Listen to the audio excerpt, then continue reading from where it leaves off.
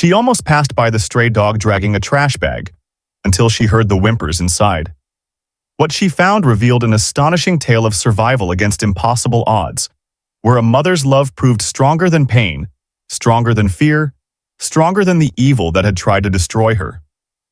This isn't just a rescue story, it's about survival, sacrifice, and the unbreakable love of a mother. Dr. Emily Carter cherished these quiet morning walks along Old Mill Road. As a veterinarian, her days were normally filled with barking dogs, ringing phones, and anxious pet owners.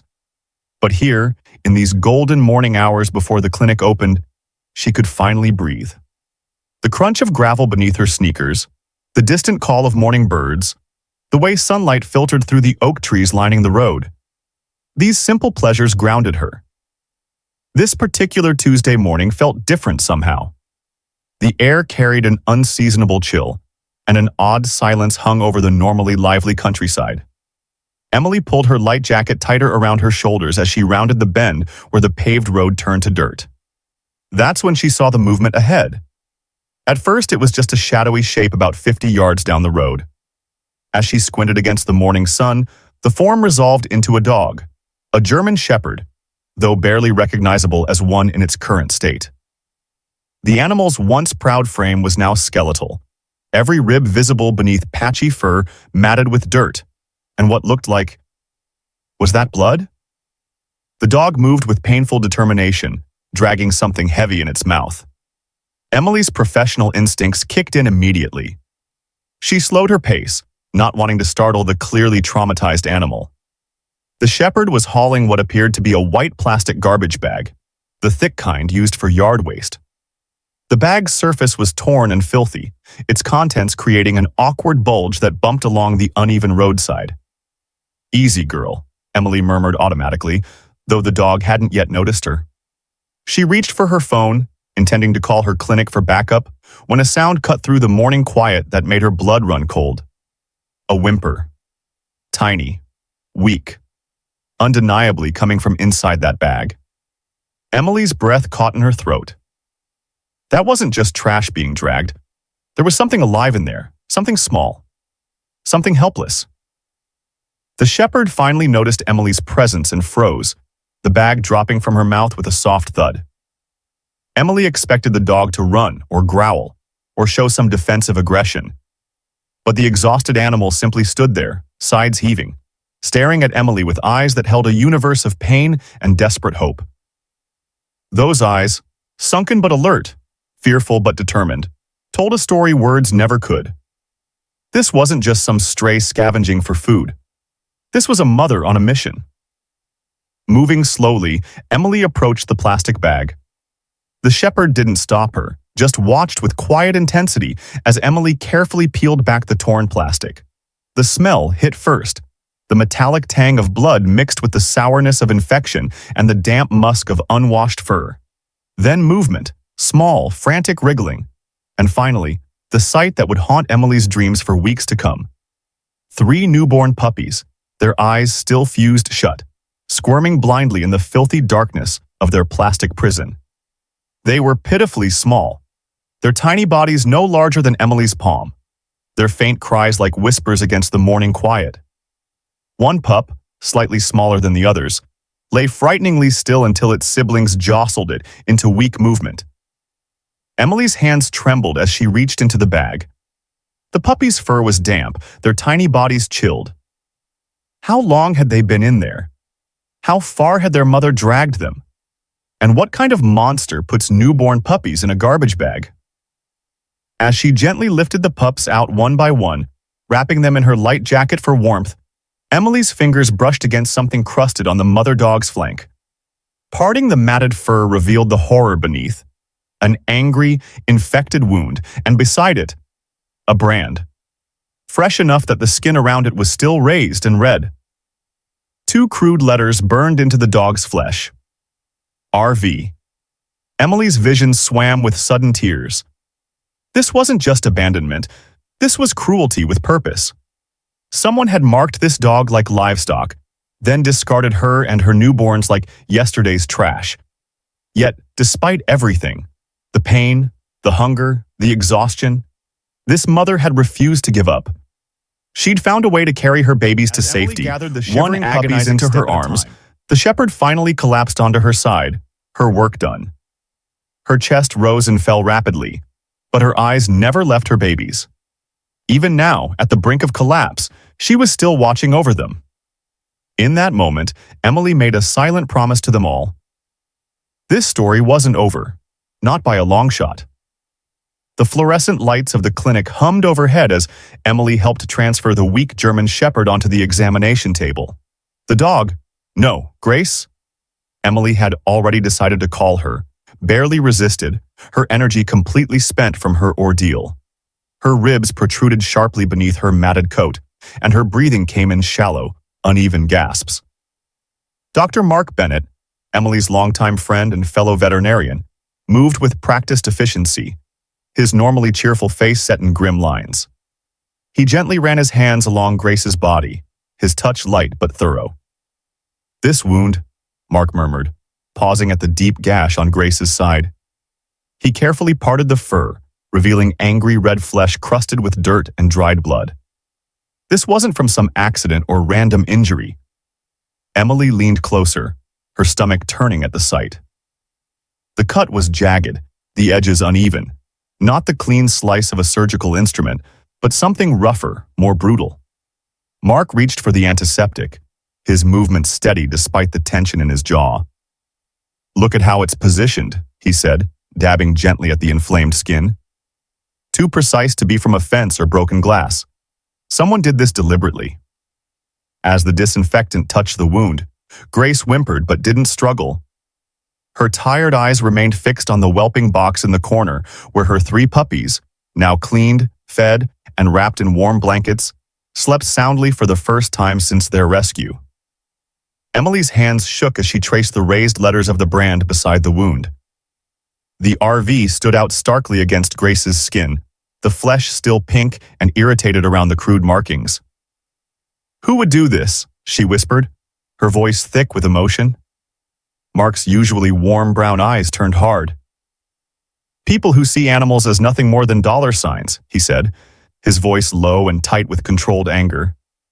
"Puppy mills, backyard breeders, the kind who keep dogs in cages their whole lives, breeding them until they can't anymore, then—" He trailed off, gesturing her head weakly, her tongue flicking out to gently lick the smallest puppy, the one Emily had named Milo. The tiny creature stirred at his mother's touch, his little nose twitching before settling back into sleep. That simple act, a mother comforting her baby despite her own pain, brought fresh tears to Emily's eyes. "It's like she's telling him he's safe now," Emily murmured, stroking Grace's head. The dog leaned into the touch, her tail giving the faintest wag. Mark finished bandaging the wound and stepped back to survey his work. "She's malnourished, dehydrated, and this infection is serious," he said, rubbing his forehead. "But her spirit, that's still strong. She's fighting to stay alive for those pups." Emily nodded, gently scratching behind Grace's ears. The dog's eyes drifted closed, but her body remained tense, as if even in sleep she was ready to spring up to protect her babies at a moment's notice. As they moved Grace to a recovery kennel near her puppies, Emily's phone buzzed in her pocket. She pulled it out absently, then froze at the unfamiliar number lighting up the screen. The message contained just 7 words, but they sent a chill down her spine. "Put the dog down, or I will." The phone slipped from Emily's suddenly numb fingers, clattering to the clinic floor. Mark turned at the sound, his brow furrowing in concern. "Em, what's wrong?" Emily couldn't speak. She simply held up her phone, the ominous message glowing in the dim clinic light. As Mark read it, his face darkened, and without a word, he moved to lock the clinic's front door. Grace, sensing the sudden tension, lifted her head weakly from where she lay beside her puppies. Her ears twitched, and a low growl rumbled in her chest, the first sign of aggression she'd shown since they found her. Someone wanted Grace dead, and they knew where she was. The knocking came just past midnight, 3 sharp raps that jolted Emily from her restless sleep. Grace immediately lifted her head from where she lay curled around the puppies, a low growl vibrating in her chest. Emily crept to the door, peering through the security chain. The porch light revealed a gaunt teenage girl, maybe 16, her oversized hoodie swallowing her slight frame. Dark circles shadowed her hollow eyes, and she kept glancing over her shoulder into the darkness. "Can I help you?" Emily asked, keeping her voice low. The girl's cracked lips barely moved as she whispered, "You're the vet who took in the shepherd." It wasn't a question. "He knows. He's coming for her." Emily's fingers tightened on the doorframe. Grace's nails clicked on the hardwood as she came to stand beside Emily, her entire body tense. The puppies whimpered at the sudden movement. "Who are you?" Emily demanded. "Lena, I used to work for him." The girl's voice broke. "Please, just let me in before someone sees me." Emily hesitated only a second before unchaining the door. Lena slipped inside like a shadow, immediately backing against the wall as Grace advanced, sniffing the air. The dog's ears flattened, but she didn't growl. A small mercy. "You know about the brand," Emily said, watching Lena carefully. "RV. That stands for Ronald Vick, doesn't it?" Lena nodded jerkily, her fingers twisting the hem of her hoodie. Up close, Emily could see bruises peeking above the girl's collar. Grace was his top breeder. G4, he called her. Had 4 litters in 2 years. Her voice dropped to a whisper. When she got mastitis last month, he said she was useless. The pieces clicked together with sickening clarity. Emily's stomach turned as she looked at Grace's scarred body. The patchy fur, the protruding ribs, the still healing wound on her side. He tried to kill her. Not just tried. Lena's haunted eyes met Emily's. He locked her in that ditch with the bag over her head. Told me to. She swallowed hard. But when I went back next morning, she was gone. Dug under the fence. Dragged that bag a mile with her babies inside.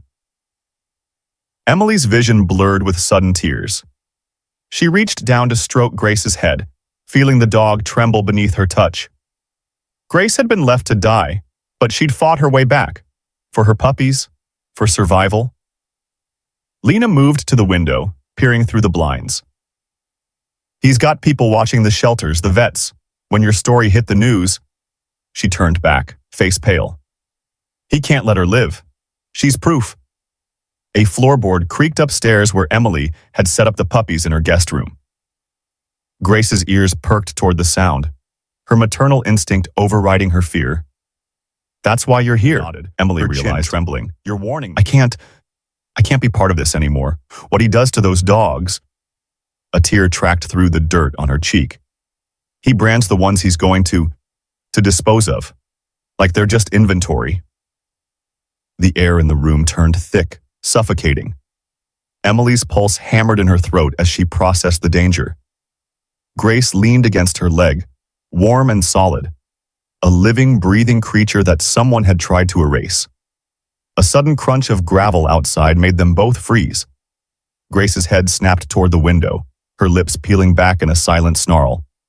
Lena went deathly still.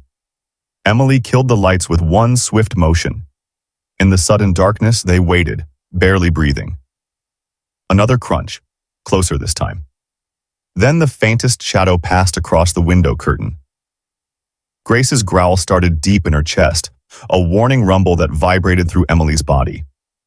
The dog positioned herself between the stairs and the window, her body a living barrier protecting her puppies upstairs. Lena mouthed a single word. Gun. Emily's blood turned to ice. She reached slowly for her phone, fingers shaking as she dialed 911. Outside, another footstep creaked on the porch. Grace's growl intensified, her muscles coiled like springs. In that moment, Emily saw not just a rescued dog, but a mother warrior who had already cheated death once. And she would do it again. For her puppies, for her newfound family. The doorknob rattled. Officer Daniel Hayes didn't wait for backup. The moment Lena's testimony gave them probable cause, he mobilized the entire animal cruelty unit. 3 squad cars rolled up to the derelict farmhouse just after dawn, tires kicking up dust on the long gravel driveway. Emily rode with them, her knuckles white around the photo of Grace she'd brought for identification. The morning air carried a sickening odor. The sharp tang of urine mixed with something more foul, something rotting. "Stay behind me," Hayes ordered as they approached the sagging front porch. His service weapon remained holstered, but his hand rested on it as he kicked in the weather-beaten door.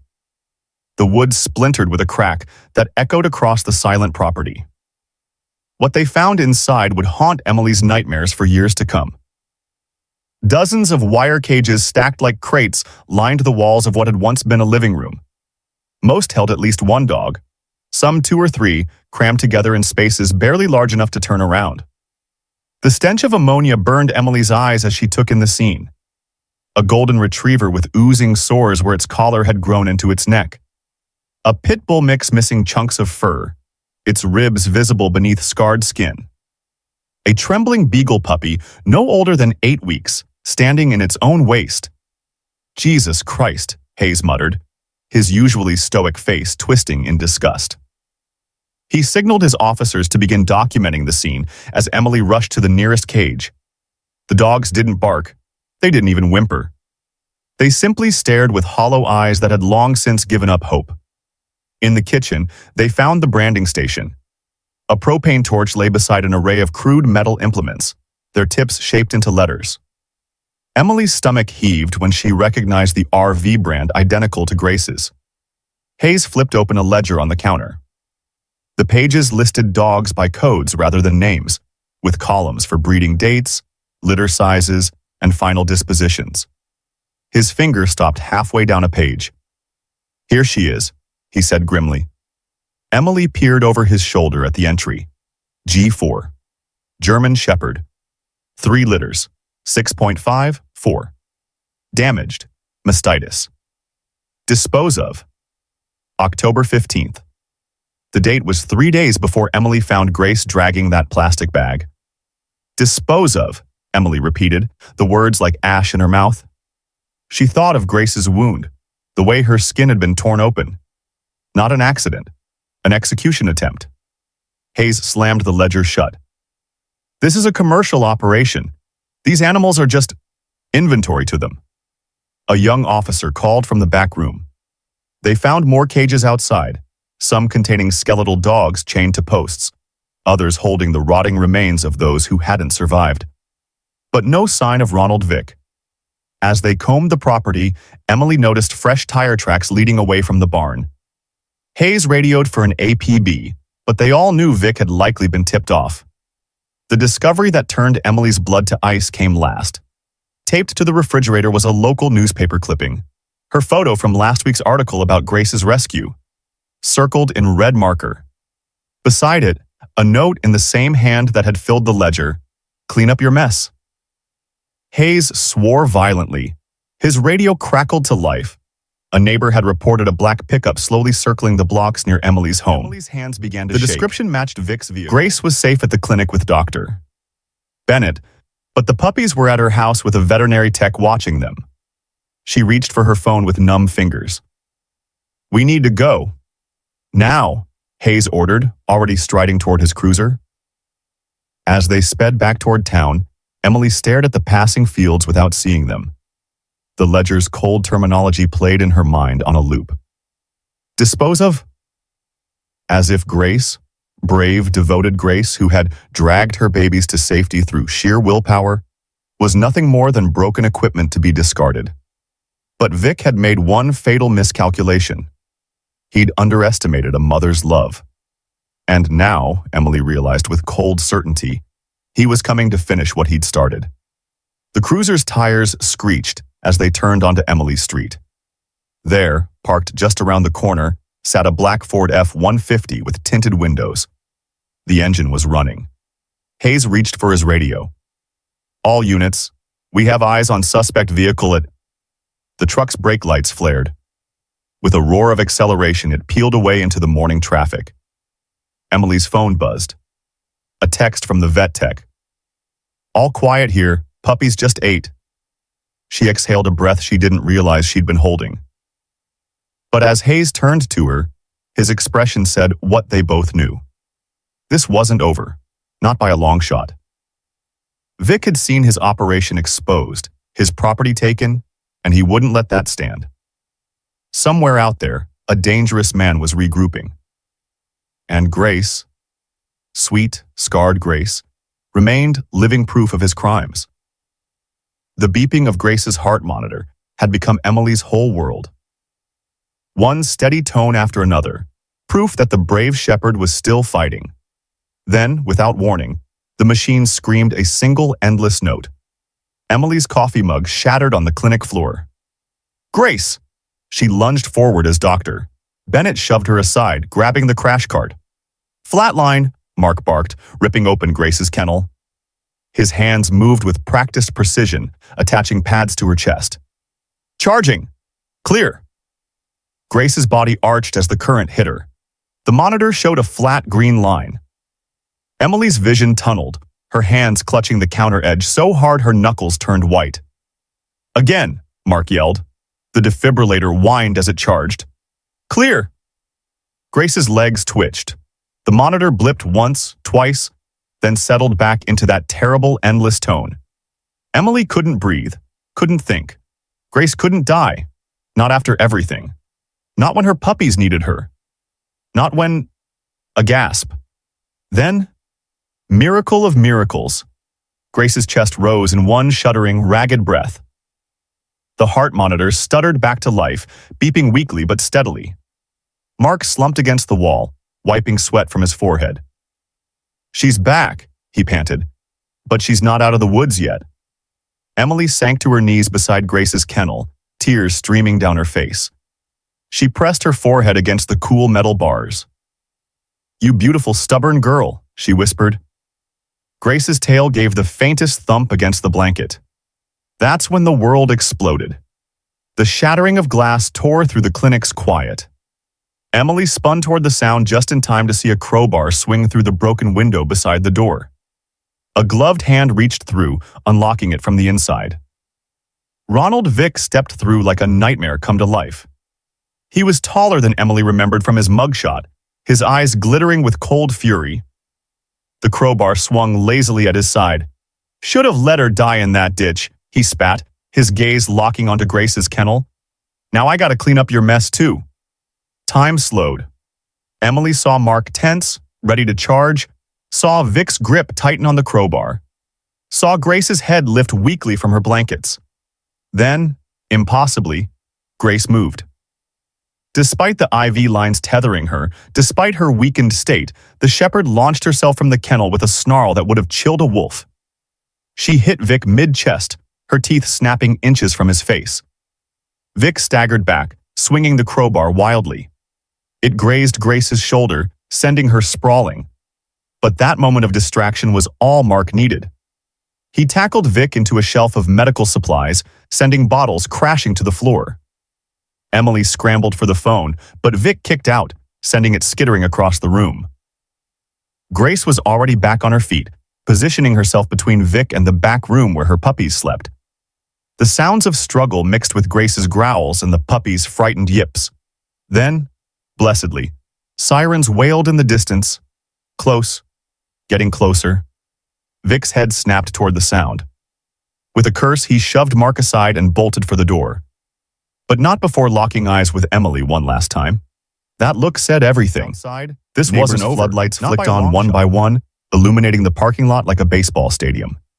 Vic's truck roared to life, peeling out just as the first police cruiser rounded the corner. Emily collapsed beside Grace, running her hands over the shepherd's body. The crowbar had torn open her IV line, and fresh blood matted her fur. But Grace only had eyes for the back room, whining softly for her babies. "It's okay," Emily sobbed, pressing her face into Grace's neck. "They're safe. You kept them safe." Mark limped over, his shirt torn and one eye already swelling shut. "That bastard!" he gasped, then froze. "Emily, look." Grace was trembling violently, her breathing rapid and shallow. The heart monitor's beeps came faster, then slower, then skipped. "No, no, no," Emily begged as Grace's legs gave out. "Not now. Not after all this." Mark grabbed the crash cart again, but Emily could see it in his eyes. Grace had spent her last reserves protecting them, protecting her puppies. The sirens arrived in a cacophony of slamming doors and shouted orders. But to Emily, the world had shrunk to this moment. Grace's labored breathing, the weak thump of her tail, the way her eyes never left the door where her puppies slept. As Officer Hayes burst into the clinic, his gun drawn, Grace's tongue lolled out in what might have been a doggy smile. Her chest rose, fell, then stilled. The monitor flatlined again.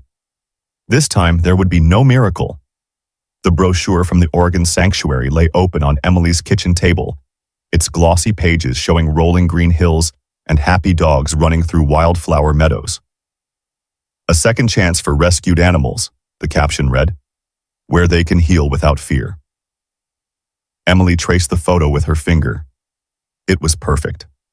Exactly what Grace deserved after everything she'd been through. Wide open spaces, clean air, no memories of dark cages or cruel hands. No scars, physical or emotional, to haunt her. She picked up the adoption transfer papers Dr. Bennett had helped her secure. The sanctuary director had been so kind on the phone. "We specialize in trauma cases like Grace's," she'd said. "She'll have the best care here." Emily folded the papers neatly and tucked them into an envelope. She told herself this was right, that letting Grace go was the unselfish choice, that the shepherd would be happier there, away from the shadows of her past. Then she heard the soft click-click of nails on hardwood. Grace stood in the doorway, her golden eyes watching Emily. The scars on her side were still visible beneath her growing fur, but she held her head high now, her ears perked forward. Without a sound, she crossed the room and pressed her muzzle into Emily's palm, her tail wagging in slow, content sweeps against the floor. Emily's breath caught. Milo, the smallest of Grace's puppies, now more of a roly-poly ball of fluff than the fragile creature they'd rescued, came barreling into the kitchen. He skidded to a stop at Emily's feet, then launched himself into her lap with an excited yip. His siblings, Luna and Bear, tumbled after him, a tangle of wagging tails and licking tongues. Grace didn't move to stop them. She just leaned harder against Emily's leg, her whole body radiating quiet trust. Home wasn't a place, Emily realized suddenly. It wasn't fields or fences or even safety. It was this. The weight of Grace leaning against her. The warm squirm of Milo in her lap. The way Luna liked to sleep curled against Emily's feet every night. Or how Bear would help with laundry by dragging socks around the house. Grace had fought too hard to get here. They both had. Before she could second-guess herself, Emily picked up the envelope and tore it clean in half. The pieces fluttered to the floor. Milo pounced on one, shaking it triumphantly as Grace huffed what sounded like a laugh. Some bonds defied logic. Some loves didn't need justifying. And some dogs, brave, beautiful, broken-hearted dogs like Grace, weren't meant to be let go. Emily knelt and wrapped her arms around Grace's neck, burying her face in the shepherd's fur. "You're home," she whispered. Grace licked her cheek once, firmly, as if to say, "I know."